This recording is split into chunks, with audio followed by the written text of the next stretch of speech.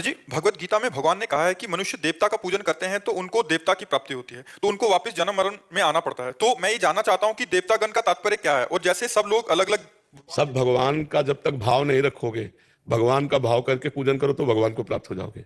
और भगवान का भाव न रखकर इंद्र का पूजन करो, अग्नि का पूजन करो तो नहीं, बात नहीं बनेगी। उनमें भगवान का भाव करना पड़ेगा। इंद्र देवता है, अग्नि देवता है, सूर्य देवता है, तो देवत्व भाव जहां लाओगे, देवता का भाव लाओगे तो आवागमन होगा, क्योंकि उनका भी आवागमन है।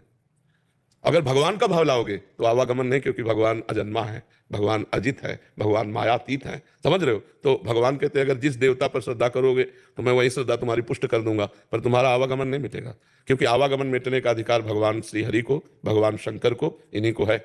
आवागमन मिटने का और अधिकार किसी को नहीं। पूरे त्रिभुवन में आवागमन मिटने का अधिकार इन्हीं को है। मोक्ष प्रदायिनी ये जुगल जोड़ी है।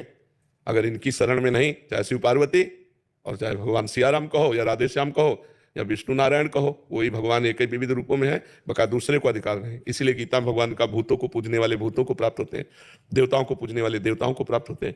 और यहाँ से लेकर ब्रह्मलोक तक सब मायामय जगत है। आप ब्रह्म स्तंभ पर्यंतम सर्वम मायामयम जगत। तो देवलोक तो बहुत नीचे है, अंतरिक्ष के बाद स्वर्गलोक है, महरलोक, जनलोक, तपलोक, फिर ब्रह्मलोक है, और ब्रह्मलोक तक आवागमन है। तो फिर देवताओं को पूजने वाले देवताओं को प्राप्त होते, पुण्य क्षीणे मृत्यु लोके विसंति।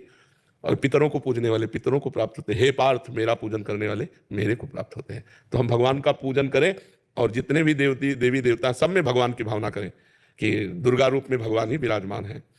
जितने भी देवी देवता सब में भगवान, हम कहा नहीं कि अगर भगवान की भावना करके कुत्ते का पूजन करो तो भगवान को ही वो पूजन प्राप्त होगा। अगर भगवान की भावना नहीं तो देवताओं का पूजन भी केवल आपको पुण्य प्रदान करेगा, भगवत प्राप्ति नहीं। इसलिए भगवान ने वर्णन किया।